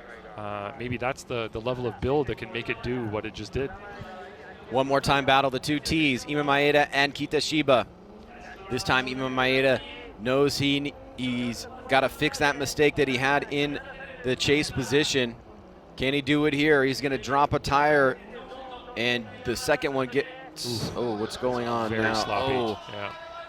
It almost seemed as if it was a signal for a restart because of how slow Imamaeda was coming through that section of the course, but in the lead position there. And to add insult to injury, a spin past the finish line. So we've got an incomplete before outside zone 2, but Ryan, walk us through the details here. Yeah, Imamaeda just made a big mistake there. He went a tire off on outside zone 1, and it looks like it put him on the wrong line going to outside zone 2, which wasn't going to allow him to get to inside clip 1. So watching him come around the corner here, didn't look bad at this point, but then goes a little bit wide there. You can see potentially 2 tires off, gets on that rumble strip and gets them all out of whack. You know, that rumble strip can get very slippery when it's wet as it's painted, and doesn't provide the same level of grip as the asphalt does. And then he ends up opposite drifting and spins past the finish line, as you said. So that's definitely going to be an incomplete for Imamaeda. And we'll have to see how Kitashiba can hold things together when he goes into the lead. And Kitashiba was not super close there, but once that error was made, once that incomplete was scored by Imamaeda in the lead position, it automatically ended the run. So anything that happened after that point was kind of inconsequential to the battle. And there is Iizuka pulling in after his win against Andrew Gray. So the man of the moment there, Kazuya Iizuka, getting some congratulatory handshakes from his staff there. Little fist bump. He is hyped. Yeah, he's excited because he just won 3-time champ Andrew Gray. Andrew Gray did not win the championship last year, but the previous 3 years, I believe it was, he did win the championship. So beating Andrew Gray is a big deal, especially in the top 32. Taking him out of competition so early, you're going to be ruining his chance at getting those very vital championship points to get him up on top of the heap again. Right now he is leading the championship, but I believe that's going to come to an abrupt halt right here at Fuji Speedway. Oh, no question that it will, and it was already really tight on the points because of the diversity that we've seen in the podium in the first 2 rounds. So a mix-up here, and Imamaeda with that incomplete in his lead run right at outside zone number 2, or right prior to that, has put Kitashiba in an amazing position here where all he needs to do is get through his lead without having an incomplete. And Ryan, it's starting to rain heavy again now, so this might have an important bearing on this battle right now. All right, so Kitashiba gets that early initiation. There's the 3, 2, 1 standing cones. Imamaeda is drifting past the outside of Kitashiba. He's going to almost drop a tire off course, but keeps it on. Kitashiba gets out to that second outside zone relatively well. He's going to be a little bit late on that inside clip, but as we approach the final moments of this course, 3, 2, 1, that's going to do it. Kitashiba gets through the course without incompleting. And you're right, Ryan, it looks like the rain has started to pick up once again, and also getting some wind this time. But let's take a look at this second run here with Kitashiba in the lead. It just comes down to Kitashiba getting through this course without incompleting in any way whatsoever, and that is what he does essentially. If he was able to get through this run, not incomplete, he would definitely have a huge advantage and potentially win this battle. So you can see there Kitashiba gets out to the white line, maybe a little bit late, but nothing too incomplete. A little bit late on outside zone 2. gets in, within a car length maybe of inside clip 1, and in the chase position you see Imameda falling back a little bit, not incompleting himself, but definitely not putting on enough pressure to cause Kitashiba to incomplete in the lead position. Let's make it official here. Tomoyuki Kitashiba, car number 48, moving on into the top 16. He's going to be facing Kazuhiro Kubo, who had that bye after Kusama was not able to make it into the top 32 after a crash in the practice session. That's a pretty big upset here, Ryan. 26th place qualifier, knocking out the 7th place qualifier. And I think that's only the second upset we've had today. The first one was Katsuhiro Ueo taking out Kanta Yanaguira. Ueo was the 28th place qualifier, and he took out the 5th place qualifier. But other than that, we've had the higher place qualifiers beating the lower place qualifiers up until this point. So 2 upsets so far today. Well, this is another big battle here coming up to the line because of the 2 drivers that are at the line, of course, are drivers you would expect to be contending for the championship. Shinji Minowa and Benjamin Chiam, another tough top 32 battle here. And we were talking about Andrew Gray qualifying low. Yesterday what happened in his second qualifying run, he was warming up his tires and went onto those rumble strips right there, which actually debeaded his tire. So he was not able to perform his second qualifying run, which left him in the lower qualifying, a lower qualifying position for him, 18th position. So typically he wouldn't have gone up against somebody like Iizuka so soon. He would have been much higher qualified and gone up against a much lower qualified driver in the top 32. So that definitely hurt his chances there last night, and his fate was sealed today in that battle with Iizuka. All right, so drivers are set to go. Benjamin Chiam trying to get a little bit of a jump here. Shinji Minowa, one of the top drivers in the sport. He can strike here with Andrew Gray going out, but he's got to get through Benjamin Chiam. Heading up the hill, both drivers sideways way before that last standing cone, a little bit on the inside of that outside zone. Benjamin Chiam doing a pretty good job, but straightens and loses a little bit of angle there right at outside zone 2. He's going to go wide at inside clip, and with the angle, he's going to let Minowa kind of run away there towards the end. And as the winds pick up and the rain gets a little bit more nasty, the drivers are having to deal with changing conditions pretty much in real time. Let's go back and take a look at this again. Yeah, Shinji does a pretty good job in the lead here. He could have been a little tighter on some of the zones, but he wasn't trying to get away. He was fulfilling the lead driver responsibilities and doing an okay job of it. You can see he could have been a little bit wider. He was at the outside edge of that white line. In the chase position, you see Benjamin here wash out as he's coming to inside clip 1, and that causes him to fall off quite a bit. Shinji was on a much more efficient line by inside clip 1, was able to maintain his momentum and not slow down as Benjamin had to in his chase. So watching here from the rear, you look at how wide that Shinji goes. He's not quite as wide as he could be. Did an okay job there on outside zone 2, and this is where unfortunately Benjamin goes wide and misses inside clip 1 and falls back significantly before the finish line. Well, with the rain coming down now, it's certainly, as we saw the sun 10 or 15 minutes ago, not going to give us any patchy conditions, which at the bare minimum, at least, that'll be relatively consistent, right? You're right. And it's almost like we just passed through the eye of the storm. We had this earlier.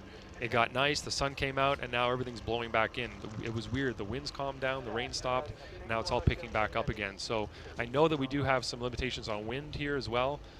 The track will shut things down if it's too windy, if there's too much rain. So hopefully we stay below that threshold and we can get through this competition today. Yeah, certainly, and it wasn't looking good coming into the weekend, but in Japan, in general, my experience here with these events is that you never know until you actually get through or get to the point where you got to start the competition. Every event that we've done this year, last year, has all had some threat of rain, some crazy storm, some typhoon, something. But here we are. We're almost through with the top 32. We're surviving. We're managing. Benjamin Chiam is in the lead now, and Shinji Minowa will chase him down, looking for that position in the top 16. Very important points on the plate for both drivers. Chiam right out to the rumble strip. Minowa makes that adjustment. Great job on the transition to keep proximity there, even in these really wet conditions. A little bit of movement in the front wheels by Minowa through that first inside clip. Benjamin Chiam fills that zone, but Minowa comes off a bit early there as he was surging forward towards the end. Good job by both drivers here. as the rain is really coming down hard now. It's going to change the grip level on this track, and what I was saying earlier, the slight aquaplaning issue is going to come into effect. But let's see what these two drivers are able to do here in the second run of this battle. Looking at Benjamin up front, he gets out wide to outside zone 1. He puts his tire right on the rumble strip. You can see Shinji's right there with him. Does a good job on outside zone 2. So in the lead-to-lead comparison, it looks like Benjamin might have a bit of an advantage as he was doing a better job in those positions. In the chase, it might look like Shinji has the advantage there. So it's going to be hard to find a real winner throughout this battle. Well, we've seen 2 one more time so far in the top 32. Seemingly by your comments, Ryan, it's a close battle here. And the other judges are obviously putting in their results independently, so we don't know until we actually see the scores up on the board. And here we go. Let's make it official. We got it one more time from Brian Eggert. I'll run one more time from Ryan Lantane, and so that's going to secure it. But Robbie Nishida gives us a split decision there. He goes for Shinji Minowa, so just edging out Benjamin Chiam. But it will be one more time. So Fukada will have to wait a few more minutes to find out who he's going to compete against in the top 16. And while we wait for that, we'll move on right to the next battle. Shinichiro Saito, the number 6 qualifier, going up against Tomohiro Murayama. He qualified number 27. So rain really coming down. You may even be able to hear it in the background because it is very loud in our booth. We're basically in a kind of structured, semi-structured 10 by 20 with a sloped roof and plastic all around us so the equipment doesn't get wet. So we're heavily reliant. In fact, we're actually almost totally reliant on the exact shots that you guys are seeing through the live stream there. Everything that the judges call up in the replays is sent out on the live stream. So we are watching along with you in almost exactly the same way. We can see the track, we can see through the plastic, we can see what's going on, but you don't have the resolution or the granularity because of all the rain that's coming down. So it is quite challenging for us to see what's going on outside of what's being broadcast to us on monitors that are here in the tower.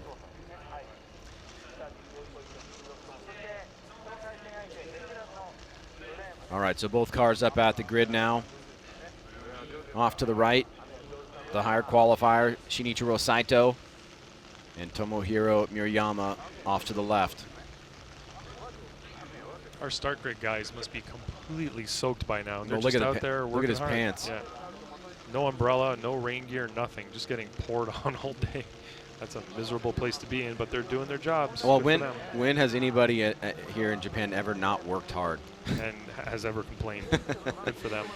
All right, Saito in the lead. Oh, Murayama gets an early start there, getting the car to angle. He falls off a little bit, doesn't keep pace with Saito. Saito's going to go 1, 2, 3, and there's going to be contact at outside zone 1 rather. And Ryan, last night you guys were very consistent. 3 tires off was an incomplete in every situation. It looks like that we're going to see that here. And with the wider line being drawn by Saito, I have to assume that you guys are going to be looking at that intensely. Yeah, it looks like he did it complete first. He went all 4 tires off. And that is not a decel zone. Our decel zone here at this track is really at outside zone 2. So it's going to be hard to tell if he was actually decelling, but definitely 4 wheels off, straightening up, and that chase car getting into him and opening his passenger door at the same time as he did it.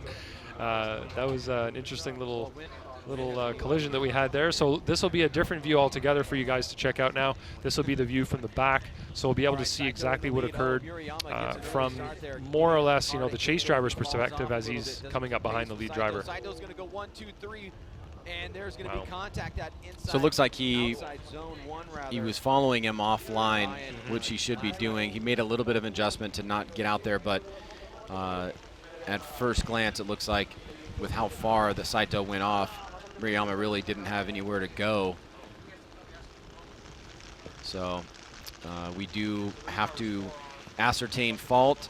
I assume that it is going to be fault to Saito which means if there is damage that needs to be repaired to Murayama, he would be able to take up to 10 minutes, and then he could utilize his competition timeout. But driving back on course, at least it looks relatively okay. Definitely some cosmetic damage. But a couple of parts laying out there, it looks like. A couple of parts laying out there, yeah. Any further insight from you, Ryan?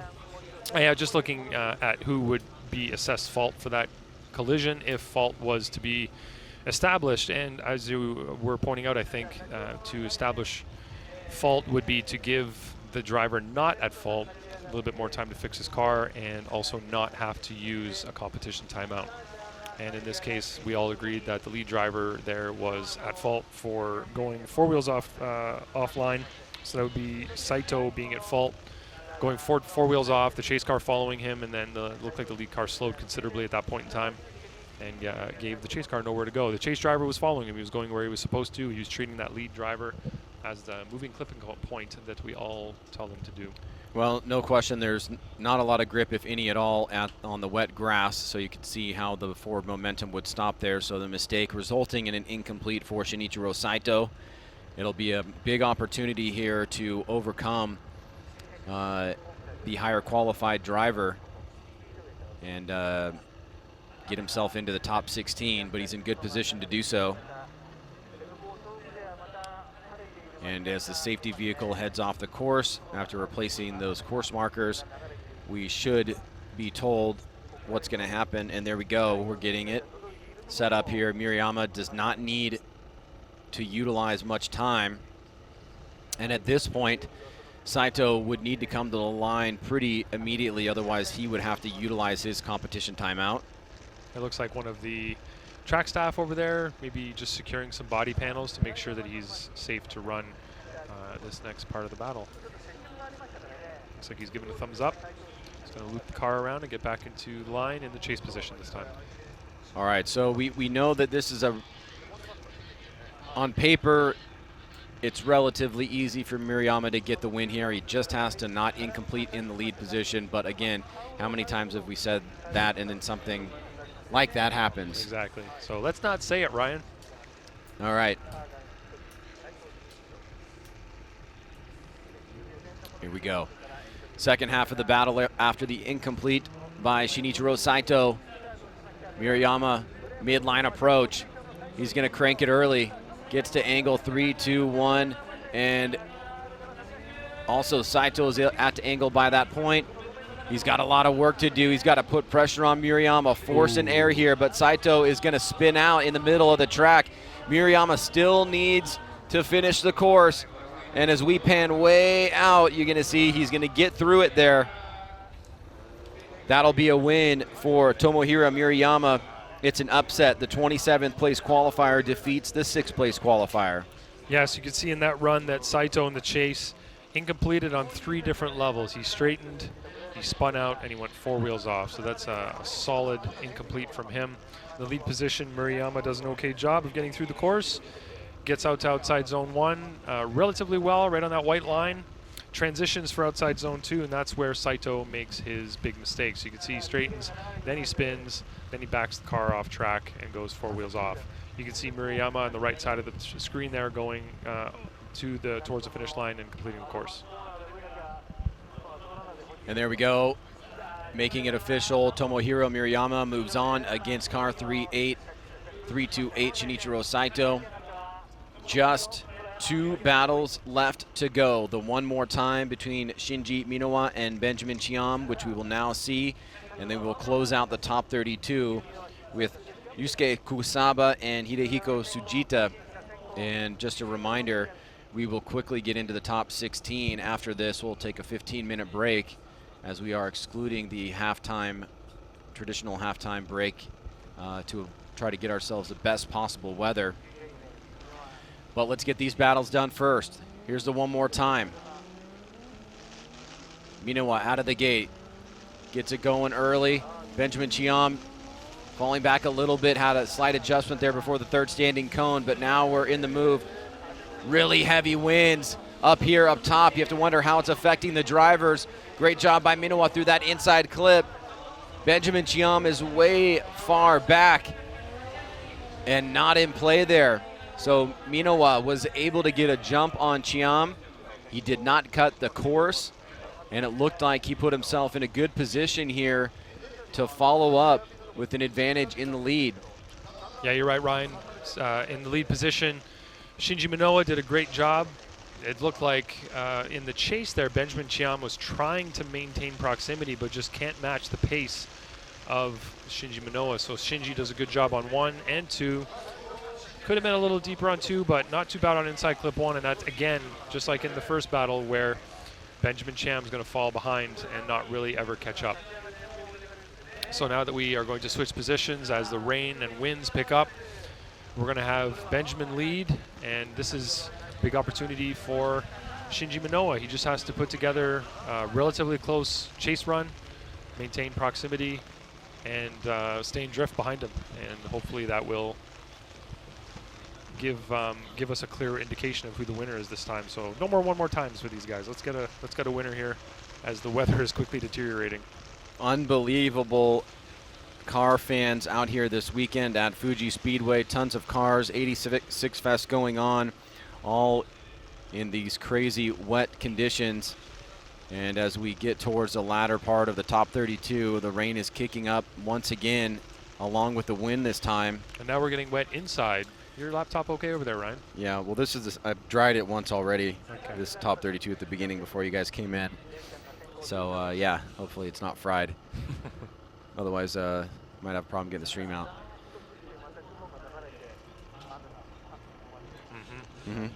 Because I'm controlling it. See right here, if I click those buttons off, it goes bye-bye. Turn it off. Don't let your computer get hurt, Ryan. Here we go. Is that a red flag I saw? Or maybe not. Maybe it's just the wind picking up his flag in the background. Looks like a clean start there. No, I see some slowing. No, they're initiated. What's going on? Yeah, that was a little confusion there. Into that first outside zone is Benjamin Chiam into the second. Yeah, it was a restart. Yeah, so they didn't see it. You know, with all the rain, I actually don't really blame them. Yeah. But and you know, they won't need to change their tires. At least there's that. Yeah, it could be a visibility issue with the light. The light could be fried because it got completely soaked. Who knows? You know, the light, for everybody's information, is on the 3-cone. So if you are watching the initiation area, you'll see 3 cones, then 2 cones, and 1 cone. That 1 cone is the latest initiation point. If you go to the 3-cone, right on top of that, the light has been attached to the top of the 3-cone, and that light is about the same width as all 3 cones lined up together. So it's a big, wide, very, very bright LED, and it could be either, like I said, it's invisible because of the fog, the wind, the rain in the car, you know, hitting the windshield, or it got completely soaked and has been fried, or the wind knocked it over, or who knows at this point what it could be, because we can't see it from where we are, and I don't think anybody else can either. It's kind of halfway around that corner, so the start line can't really see it, and we can't see it either from here. So I did see that red flag being waved in the background there as they left the line. That was just in the corner, in the corner of the camera's view there, in the corner of the screen. But clearly the drivers aren't looking in their rearview mirrors. They're hoping to see that flashing light coming up ahead, but clearly they didn't see it this time. All right, so we will get the drivers back to the starting line for the repeat of this second run. And thankfully, one benefit of these wet conditions is the lack of the need to change tires. A lot of times, you know, in dry conditions, that'll mean pretty much change tires. You're right. But I think that's a big benefit to this rain for the whole weekend. Yeah, you can see the red flag right away. So somebody jumped the line there or parked on the light, one or the other. So the lead driver is supposed to leave the light when it goes off. Oh, 1 second, I'm getting some information.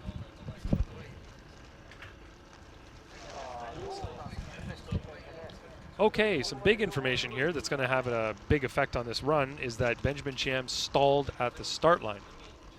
So we're trying to get confirmation about that to see if that's indeed what happened, but it looks like he stalled at the start line, restarted his car, and then got going. So that would explain what happened. In that case, it would be a combination of stall and park on the light.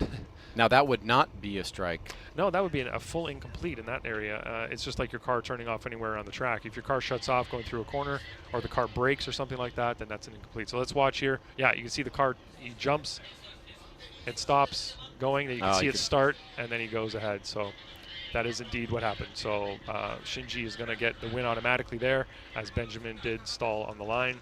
That is an incomplete every single time. That's just like a car failure, driver failure. It's like if you miss a shift in a corner or something like that, right? If you miss a shift, the car straightens. We're not going to give you a retry on that because you misshifted. That is strictly a driver error, and in this case, stalling on the line is a really big driver error. So that'll be an incomplete from him, which will give the win to Shinji Minowa. Well, that is really disappointing that we did not get to see the full accounting there of that battle. And unfortunately for Benjamin Chiam, after a tough night last night in qualifying on one of his runs and a one more time battle here, he will be knocked out of competition by Shinji Minowa, or in part by the vehicle and whatever happened there at the start line, where it turned off and he had to turn it back on. He stalled, not exactly sure, but nonetheless, he did not have a complete start there that led to that incomplete. You're right, and it's not a rule that we necessarily enjoy enforcing, but we do need to be fair to these drivers. They are out there pushing as hard as they can, and if a driver makes an error like that, even though it's near the beginning of the battle, you know, that you might not think it has a big consequence, but it does, and that'll really throw off the chase drivers, so we have to give that incomplete. One battle left to go. Yusuke Kusama and Hidehika Sugita will take a quick commercial break and come back right here to Fuji Speedway at round 3 of the G-Shock Presents Formula Drift Japan Championship.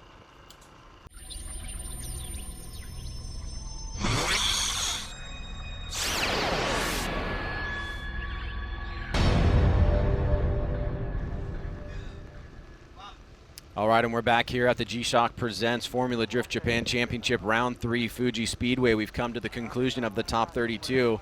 If you're just joining us, we've got one battle left, Yusuke Kusama versus Hidehiko Sugita, and then we will end the top 32. But as we mentioned, we are going to have a quick turnaround going right into the top 16 because of the pending typhoon and crazy weather conditions that we are trying to avoid.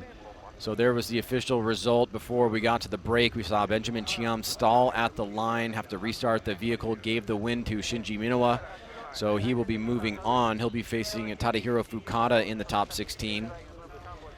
And once we get done here, we'll do a quick 15-minute reset, and then we will come back for top 16 ceremonies in order to try to get as much competition done as we can while we still have relatively good conditions. And I use that term very, very lightly because the winds have really kicked up. The rain is coming down, but it's supposed to get way, way worse later.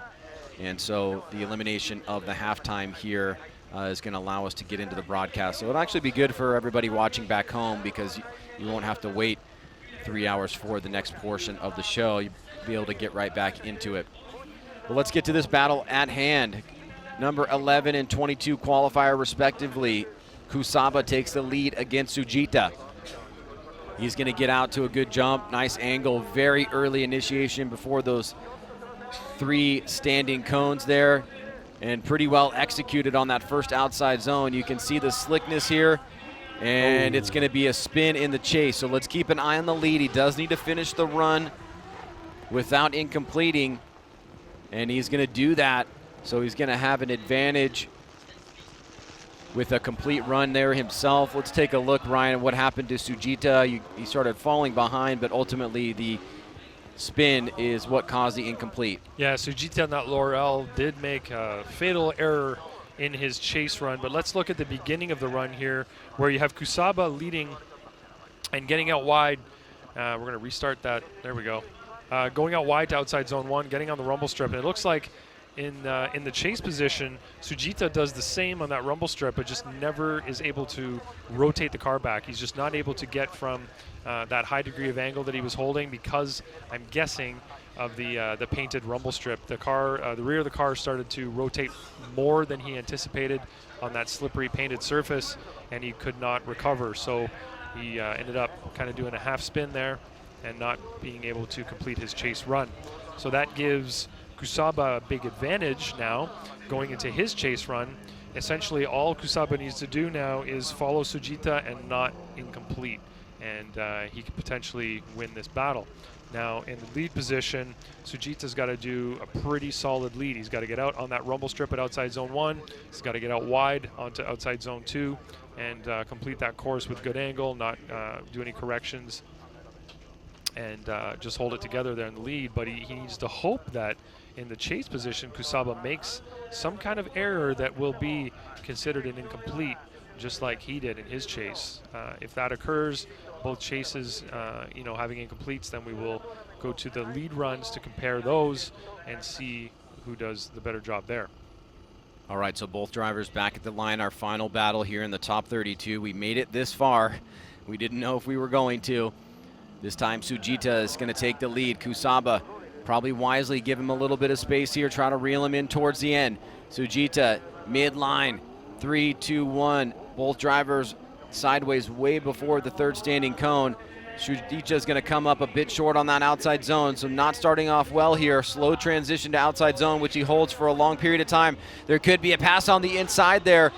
That was an inside zone or an inside clip that could be passed if the lead driver was to go wide, and Sugita actually shuts it down before the last inside clip. That is going to be all she wrote, Ryan.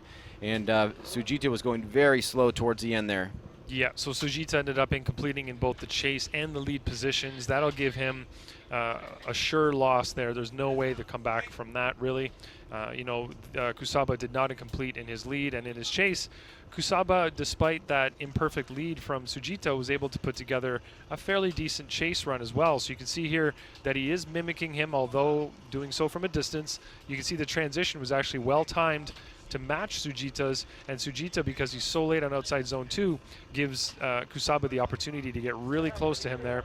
And you could almost hear, live here, Sugita was revving up quite a bit. I don't know if there was a missed shift or the lack of a shift that he should have made. Maybe he was on the red line, but either way, the car straightened up, drove over the finish line, and Kusaba does get the unanimous win here.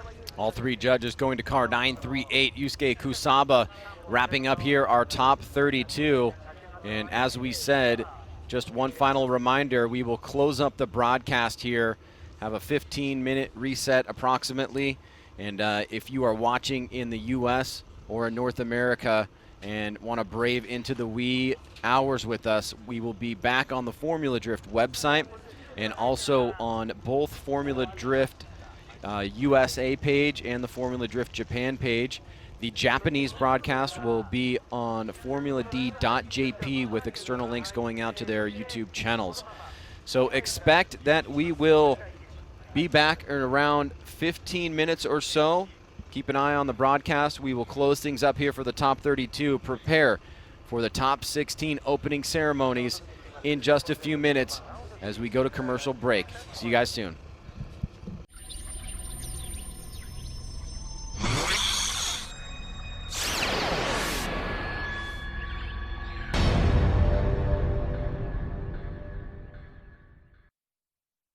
実証雨に強いタイヤ。横浜は濡れた路面であなたの想像以上に止まる止まる止まる。日本最高グレードのウェット性能 A をあなたの車に。雨に強いタイヤといえば横浜。革新のカーボンベゼル。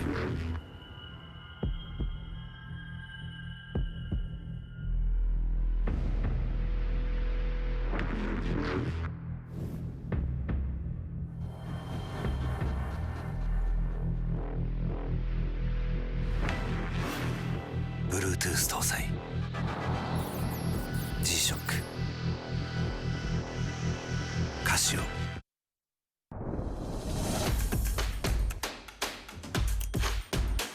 The brightness, called brilliant.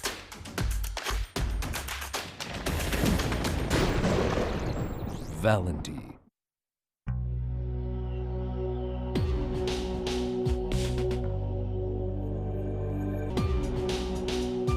クオリティオブジャパニーズクラフトマンシップブリッド。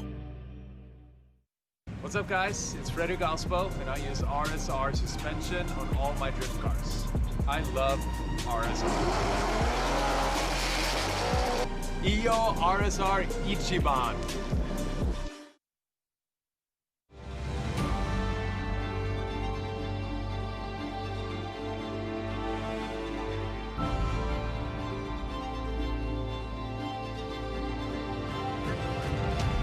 Kenda。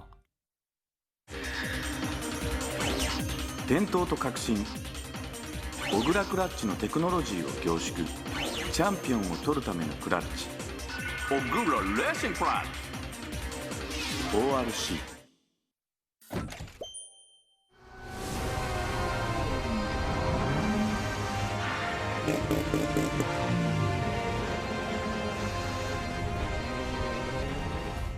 モティ。